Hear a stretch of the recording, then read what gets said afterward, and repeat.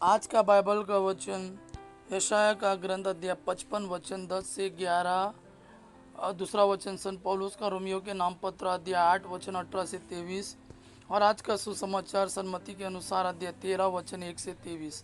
यशाया का ग्रंथ अध्याय 55 वचन 10 और 11। जिस तरह पानी और बर्फ आकाश से उतरकर भूमि सींचे बिना उसे उपजाऊ बनाए और हरियाली से ढके बिना वहाँ नहीं लौटते, जिससे भूमि बीज बोने वाले को बीज और खाने वाले को अनाज दे सके, उसी तरह मेरी वाणी मेरे मुख से निकलकर व्यर्थ ही मेरे पास नहीं लौटती। मैं जो चाहता था वह उसे कर देती है और मेरा उद्देश्य पूरा करने के बाद ही वह मेरे पास लौट आती है। दूसरा वचन संत पौलुस का रोमियो के नाम पत्र अध्याय 8 वचन 18 से 23। मैं समझता हूँ कि हम में जो महिमा प्रकट होने को है उसकी तुलना में इस समय का दुख नगण्य है, क्योंकि समस्त सृष्टि उत्कंठा से उस दिन की प्रतीक्षा कर रही है जब ईश्वर के पुत्र प्रकट हो जाएंगे। क्योंकि समस्त सृष्टि उत्कंठा से उस दिन की प्रतीक्षा कर रही है, सब ईश्वर के पुत्र प्रकट हो जाएंगे। यह सृष्टि तो इस संसार की असरता के अधीन हो गई है, अपनी इच्छा से नहीं बल्कि उसकी इच्छा से जिसने उसे अधीन बनाया है। किंतु यह आशा भी बनी रही कि वह असरता की दास्ता से मुक्त हो जाएगी और ईश्वर की संतान की महिमामय स्वतंत्रता की सहभागी बनेगी। हम जानते हैं कि समस्त सृष्टि अब तक मानव प्रसव पीड़ा में कराती रही है, और सृष्टि ही नहीं, हम भी भीतर ही भीतर कराते हैं।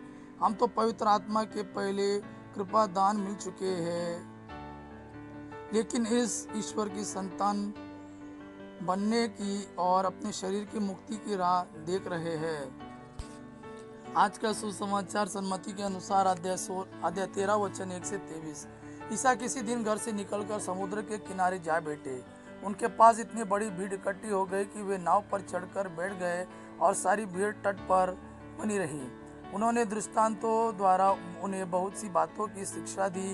उन्होंने कहा, सुनो, कोई बोने वाला बीज बोने निकला। बोते बोते कुछ बीज रास्ते के किनारे गिरे और आकाश के पक्षियों ने आकर उन्हें चुग लिया। कुछ बीज पथरीली भूमि पर गिरे, जहां उन्हें अधिक मिट्टी नहीं मिली। वे जल्दी ही उग गए, क्योंकि उनकी मिट्टी गहरी नहीं थी। सूरज चढ़ने पर वे झुलस गए और जड़ न होने के कारण सूख गए। कुछ बीज कांटों में गिरे और कांटों ने बढ़कर उन्हें दबा दिया। कुछ बीज अच्छी भूमि पर गिरे और फल लाए, कुछ 100 गुना, कुछ 60 गुना और कुछ 30 गुना। जिसके कान हो वह सुन ले। ईसा के शिष्यों ने आकर उनसे कहा, आप क्यों लोगों को दृष्टांतों में शिक्षा देते हैं? उन्होंने उत्तर दिया, यह इसलिए है कि स्वर्ग राज्य का भेद जानने का वरदान तुम्हें दिया गया है, उन लोगों को नहीं। क्योंकि जिसके पास कुछ है उसे और भी दिया जाएगा, जिसके पास कुछ है उसे उसी को और दिया जाएगा और उसके पास बहुत हो जाएगा। लेकिन जिसके पास कुछ नहीं है उससे वह भी ले लिया जाएगा जो उसके पास है। मैं उन्हें दृष्टांतों में शिक्षा देता हूँ, क्योंकि वे देखते हुए भी नहीं देखते और सुनते हुए भी न सुनते और न समझते हैं। यशायाह की यह भविष्यवाणी उन लोगों पर पूरी उतरती है। तुम सुनते रहोगे परंतु नहीं समझोगे, तुम देखते रहोगे परंतु तुम्हें नहीं दिखेगी, क्योंकि इन लोगों की बुद्धि मारी गई है।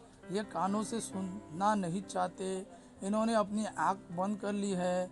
कहीं ऐसा ना हो कि ये आँखों से देख ले, कानों से सुन ले, बुद्धि से समझ ले, मेरी और लौट आए और मैं इन्हें भला चंगा कर दूँ।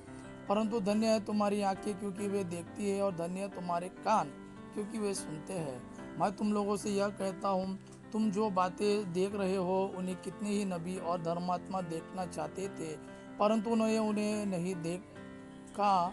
और तुम जो बातें सुन रहे हो वे उन्हें सुनना चाहते थे, परंतु उन्होंने उन्हें नहीं सुना। अब तुम लोग बोने वाले का दृष्टांत सुनो। यदि कोई राज्य का वचन सुनता है लेकिन समझता नहीं, तब उसके मन में जो बोया गया है उसे शैतान आकर ले जाता है। यह वह है जो रास्ते के किनारे बोया गया है, जो पथरीली भूमि में बोया गया है।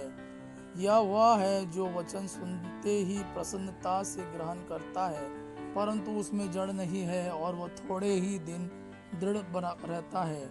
वचन के कारण संकट या अत्याचार आ पड़ने पर वह तुरंत विचलित हो जाता है। जो कांटों में बोया गया है वह यह है जो वचन सुनता है, परंतु संसार की चिंता और धन का मोह वचन को दबा देता है और वह फल नहीं लाता। जो अच्छी भूमि में बोया गया है यह वह है जो वचन सुनता और समझता है और फल लाता है, कोई 100 गुना, कोई 60 गुना और कोई 30 गुना। यह प्रभु का वाणी है। प्रभु को धन्यवाद। आबा पिता की महिमा और पुत्र यीशु का प्रेम आप पर सदा सर्वदा बना रहे। आमीन।